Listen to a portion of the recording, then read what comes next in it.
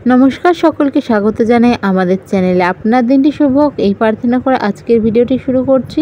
আজকের এই ভিডিওতে আমরা মাসিক রাশিফল নিয়ে কথা বলে থাকব। আগস্ট মাসে আমরা কোন কোন গ্রহের কি পজিশন পাচ্ছি প্রথমে সেই বিষয় নিয়ে আলোচনা করা যাক। প্রথমে বলবো শনি মহারাজ বকরি থাকছেন এই সময় তার নিজের নক্ষত্র উত্তর ভাদ্রপদ নক্ষত্রে মীন রাশিতে, তবে তার এসপেক্ট পড়ছে তার আগের রাশি অর্থাৎ কুম্ভ রাশিতে। একটানা 138 দিন তিনি বকরি থাকছেন এবং শনির গ্রহের বা শনি মহারাজের মুখোমুখি এ সময় কন্যা রাশিতে থাকছে গত 28শে জুলাই 2025 থেকে আগামী 13ই সেপ্টেম্বর 2025 পর্যন্ত মঙ্গল কন্যা রাশিতেই থাকবে।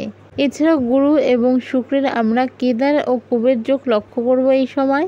এছাড়া বৃহস্পতি ও রাহুর নক্ষত্র ত্যাগ করে নিজের নক্ষত্রে এই মাসেই গোচর করবে। তো চলুন দেখে নেওয়া যাক গ্রহদের এই গোচরের ফলে রাশির ওপর তার কী প্রভাব পড়তে চলেছে এবং ভিডিওর সর্বশেষে থাকছে প্রতিকার। চলুন রাশিফলের বিস্তারিত আলোচনা শুরু করা যাক। ধনু রাশির জাতক জাতিকাদের আগস্ট মাস 2025 কেমন কাটবে? কালপুরুষ রাশিচক্রের রাশিমণ্ডলের ধনুরাশি হলো নবমতম রাশি। ধনুরাশির অধিপতি হলো বৃহস্পতি। প্রথমে যে বিষয়টি নিয়ে বলবো সেটি হলো আপনাদের ক্যারিয়ার এবং ফিনান্স। ক্যারিয়ারের ব্যাপারে বলতে গেলে বিশেষত যারা ব্যবসার সাথে যুক্ত রয়েছেন এই সময় কিন্তু ব্যবসায় লাভের আশা রাখতে পারেন এবং সেভিংসেরও একটি আশা আপনারা এই সময় রাখতে পারেন। যারা সরকারি চাকরির সাথে যুক্ত রয়েছেন এই সময় কিন্তু ফিল্ড ওয়ার্ক যারা করেন তাদের বেশ চাপ বাড়তে চলেছে। যারা প্রাইভেট জবের সাথে যুক্ত রয়েছেন তাদের কিন্তু এই সময় কর্মক্ষেত্রে কিছুটা মানসিক চাপও আসতে চলেছে। যারা দীর্ঘদিন ধরে স্যালারি হাইক বা জব চেঞ্জের কথা ভাবছিলেন, বিশেষ করে যারা প্রাইভেট জবের ক্ষেত্রে রয়েছেন তাদেরকেই বলছি, তাদের কিন্তু এই সময় হয়ে যাওয়ার চান্স থাকছে। এই সময় শিশু সন্তানের কারণে কিন্তু আপনারা কোনো কাজে তাদের হঠাৎ করে এমন কিছু করতে পারেন যার কারণে কিন্তু অবাক হতে পারেন। যারা কৃষিকাজের সাথে যুক্ত রয়েছেন অর্থাৎ ফার্মিংয়ের সাথে যুক্ত রয়েছেন, এগ্রিকালচারের সাথে যুক্ত রয়েছেন, সে কৃষক হতে পারেন বা এর সাথে যুক্ত যে কোনো কাজের ক্ষেত্রে কিন্তু সময়টা একটু চাপের যাবে, একটু খারাপ যাবে। এই সময় কিন্তু ফসল বা যারা ইনভেস্টার রয়েছেন তাদের লোকসানের সম্ভাবনা থাকছে। এই সময় কোনো হঠাৎ করে অশুভ খবর আসতে পারে। এই সময় যে কোনো ক্ষেত্রেই কথা বলা থেকে শুরু করে যে কোনো কর্মক্ষেত্রে সামাজিক ক্ষেত্রে কিন্তু একটু সাবধান, আপনাদের সম্মানহানি হওয়ার চান্সও এই সময় কিন্তু থাকছে। বাইরের লোককে ঘিরে কিন্তু অর্থাৎ তৃতীয় ব্যক্তিকে ঘিরে কিন্তু এই সময় আপনাদের রিলেশনে প্রবলেম হতে পারে, সেটা দাম্পত্য হোক বা লাভ রিলেশন।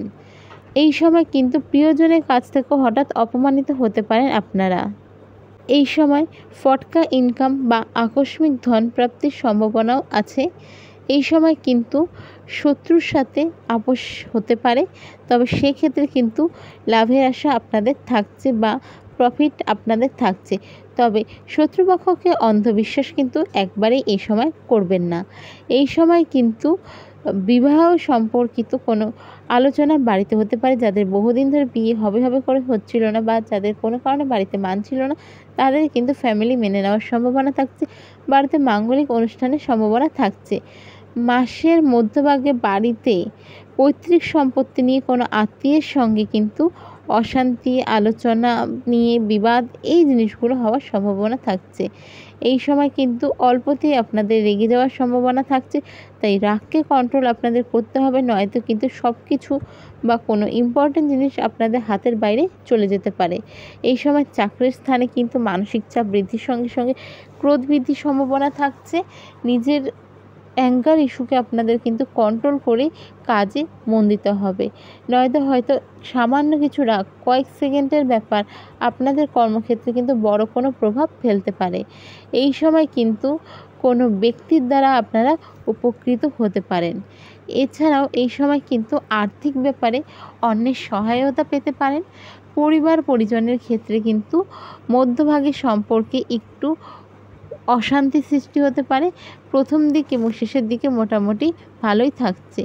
এছাড়াও সম্পর্কের ব্যাপারে বলতে গেলে এই সময় কিন্তু নিজেদের মধ্যে কথা বলে যে কোনো ক্ষেত্রেই সব সম্পর্ক ঠিক করে নিতে পারবেন।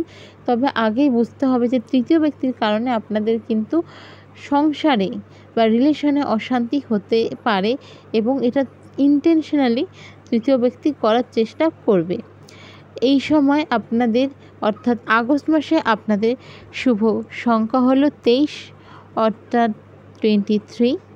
শুভ দিক হলো উত্তর পশ্চিম দিক। শুভ রং হলো হলুদ। ধনুরাশির জাতক জাতিকারা এই সময় রেমেডি হিসাবে কি করবেন? ধনুরাশির জাতক জাতিকাদের সবার প্রথমে যে জিনিসটা বলবো, আপনারা না এই সময় বাড়ির মেইন ডোরে লঙ্কা এবং লেবু অবশ্যই ঝোলাবেন।